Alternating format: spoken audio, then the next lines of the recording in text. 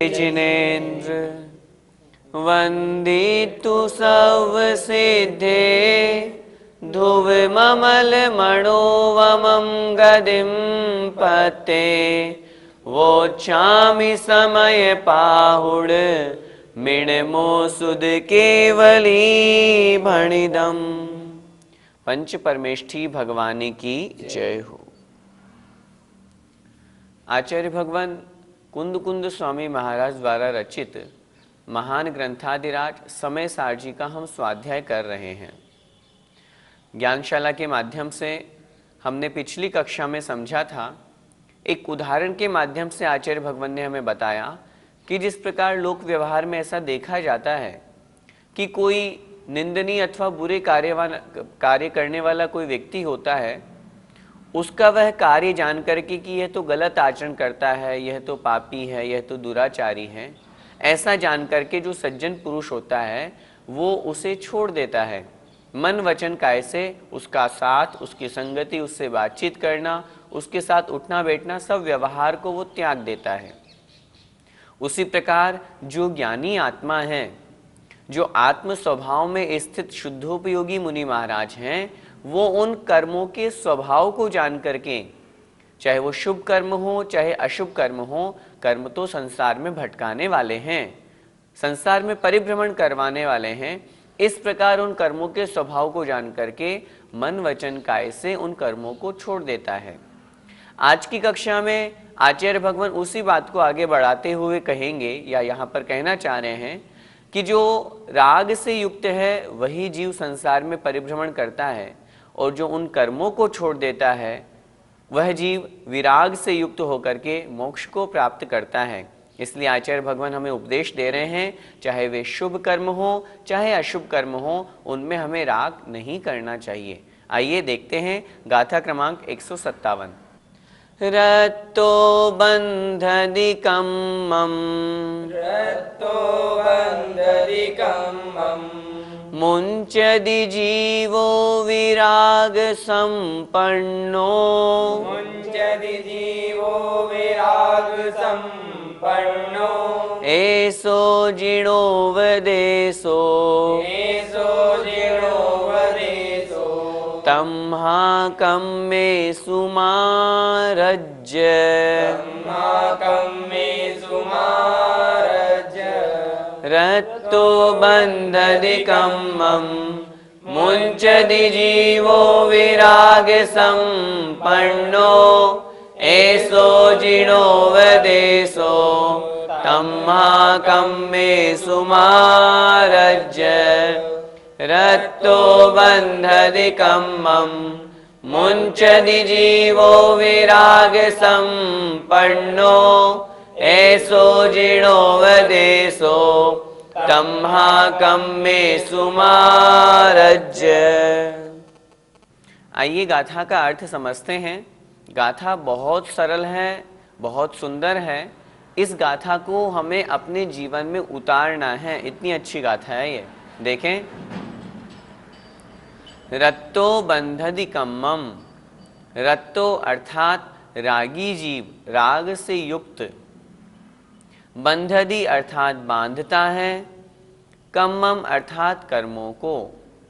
रागी जीव कर्मों को बांधता है, मुंचदी छूटता है, जीवो अर्थात जीव, जीव छूटता है। किन से छूटता है? कर्मों से। लेकिन कैसा जीव? विराग संपन्नो, विरक्त हुए जीव, अर्थात जो राग से रहित हैं, विरागी जीव हैं, वे जीव कर्मों से छूटते हैं। कितनी सुंदर परिभाषा, बहुत सरल भाषा में आचार्य भगवान ने कहा, कर्मों से कौन छूटता है? जो राग नहीं करता, जो विरागी है। कर्मों को कौन बांधता है? जो उन कर्मों के प्रति राग करता है, जो कर्मों में उलझा हुआ है।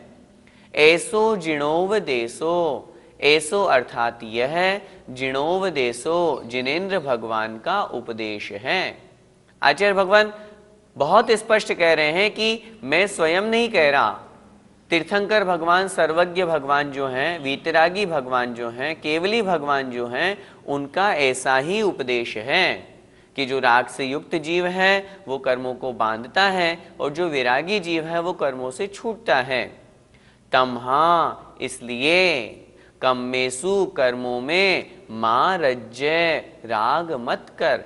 कितनी सुंदर बात यहाँ पर कह दी हमारे लिए कि हे भव्य जीव, इसलिए तू कर्मों में राग मत कर।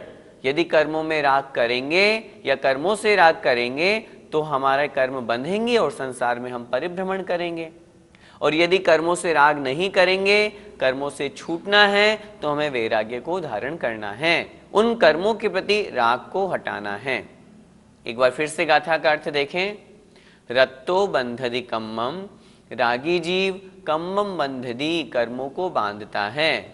मुंचदि जीवो विराग संपन्नो, विराग संपन्नो, विराग से संपन्न अर्थात संपन्न, युक्त, सहित, राग से रहित जो जीव है वह मुंचदी, कर्मों को छोड़ता है अथवा कर्मों से छूटता है। ऐसो जिणोपदेशो, यह जिनेन्द्र भगवान का उपदेश है। तमहा, इसलिए कम्मेसु मां रज्जय, हे भव्य जीव, कर्मों में राग मत कर।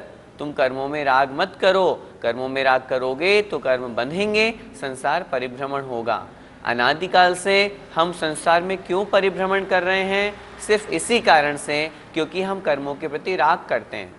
चाहे वे शुभ कर्म हो चाहे अशुभ कर्म हो, हम उन कर्मों को करते हैं, उनके प्रति हमारी दृष्टि रहती है, हम ये भाव करते हैं। हम शुद्ध परिणामों की बात सोचते ही नहीं हैं, शुभ और अशुभ परिणामों में ही हम फंसे रहते हैं। इस कारण से हम संसार में परिभ्रमण कर रहे हैं। आचार्य भगवान यहाँ पर चाहे वे शुभ हो चाहे अशुभ हो, दोनों कर्मों से छूटने की बात कर रहे हैं, क्योंकि यह ग्रंथ निश्चय परक ग्रंथ है। आइए गाथा का भावार्थ देखें। रागी जीव कर्मों को बांधता है और वैरागी जीव कर्मों से छूटता है। यह जिनेन्द्र भगवान का उपदेश है। इसलिए हे भव्य जीव, तू कर्मों से राग मत कर। आचार्य भगवान बहुत सरल भाषा में करुणा करके, जैसे एक माँ अपने बच्चे को पुचकारते हुए कहती है कि बेटा तू ऐसा मत कर, उसी तरह जिनवाणी माँ हमें बहुत प्रेम भाव से समझा रही है कि हे जीव, यदि तुम कर्मों से छूटना चाहते हो तो उन कर्मों में राग को मत करो। इस गाथा की बात हम पर कब लागू होगी? आप स्वयं विचार करें, इस गाथा की बात आप पर कब लागू होगी? क्या आप अभी शुभ और अशुभ दोनों कर्मों से छूट चुके हैं? उत्तर मिलेगा नहीं। अभी शुभ कर्म भी हैं, शुभ परिणाम भी हो रहे हैं, अशुभ परिणाम भी हो रहे हैं। जब शुद्धोपयोग को प्राप्त हो जाएंगे तब हमारे लिए यह गाथा की बात लागू होगी। तब हम शुभ और अशुभ दोनों परिणामों से, दोनों कर्मों से छूट जाएंगे, शुद्धोपयोग को प्राप्त हो जाएंगे। उस समय हमें इस गाथा के लिए या यह गाथा हमारे लिए सार्थक होगी। लेकिन अभी भी हमें इस गाथा को सार्थक बनाना है तो लक्ष्य आज ही निर्धारित करना है कि हमें शुद्धोपयोग को प्राप्त करना है, जिससे हम इस गाथा को अपने जीवन में उतार सकें। पद्यानुवाद देखें। जो राग में रंग रहा वसु कर्म पाता, योगी विराग भव मुक्त बने प्रभाता। ऐसा जिनेश कहते शिव है विधाता, रागी विराग बन क्यों रति गीत गाता। अब इसी बात को आचार्य भगवान जो इस प्रकार राग द्वेष से रहित होकर के उन कर्मों में राग नहीं करते हैं, ऐसा वह शुद्ध स्वभाव में स्थित परमात्मा ही ज्ञानी है, वही निर्वाण को प्राप्त करते हैं। ये बात आचार्य भगवान अगली गाथा में बता रहे हैं। परमठो खलु समओ, परमट्टो खलु समओ, शुद्धो जो केवली मुनीणाणी, शुद्धो जो केवली मुनीणाणी। तम हिठिदा सहावे, तम हिठिदा सहावे, मुनिनो पावन्ति निर्वाणम। मुनिनो पावन्ति निर्वाणम। बोलिए। परमट्ठो खलु समओ, शुद्धो जो केवली मुनीणाणी। तम हिठिदा सहावे, मुनिनो पावन्ति निर्वाणम् परमट्ठो खलु समयो शुद्धो जो केवली मुनीनानि तम हिठिदा सहावे मुनिनो पावन्ति निर्वाणम्।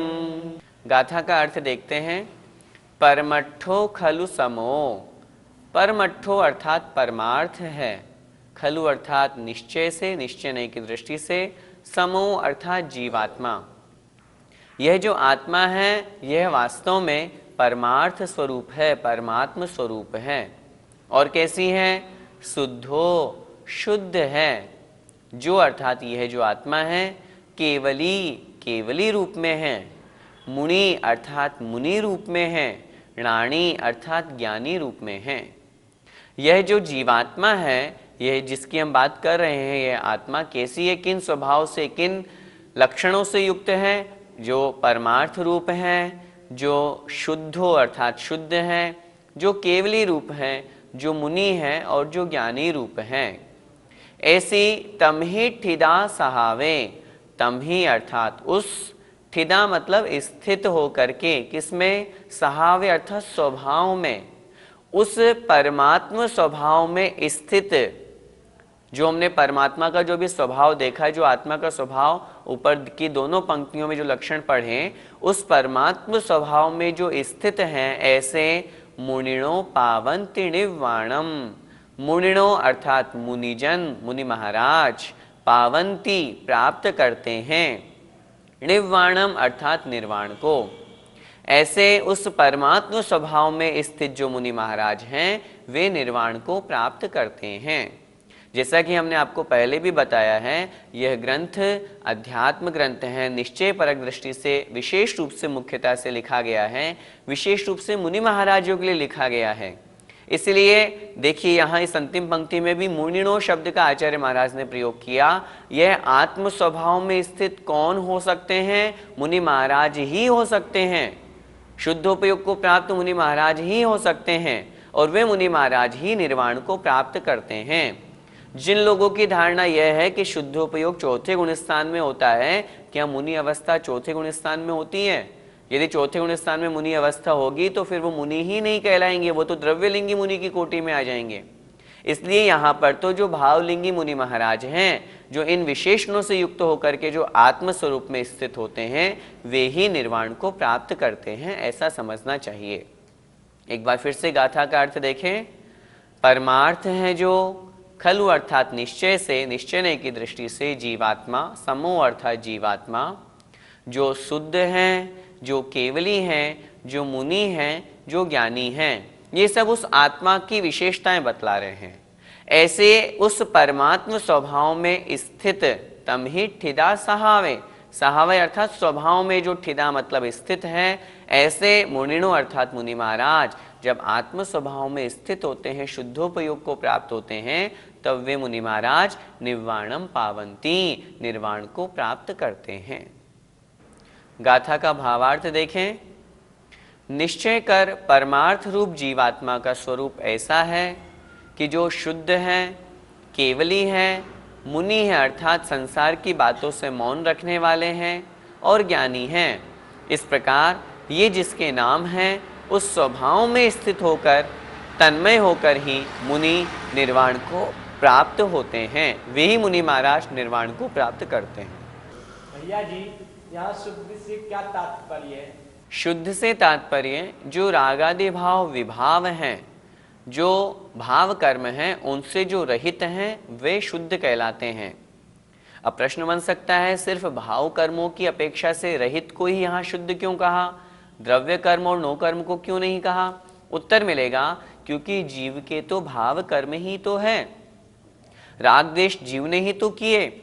उन्हीं राग द्वेष रूप विभाव भावों के कारण से, जो जीव का स्वभाव नहीं है, विभाव है, ऐसे उन भावों के कारण से ही तो जो द्रव्य कर्म है, ज्ञानावर्णी आदि है, वो हमारे बंधते हैं। और उन्हीं भावों के कारण से उन द्रव्य कर्मों के साथ साथ शरीर आदि नो कर्म का बंध होता है।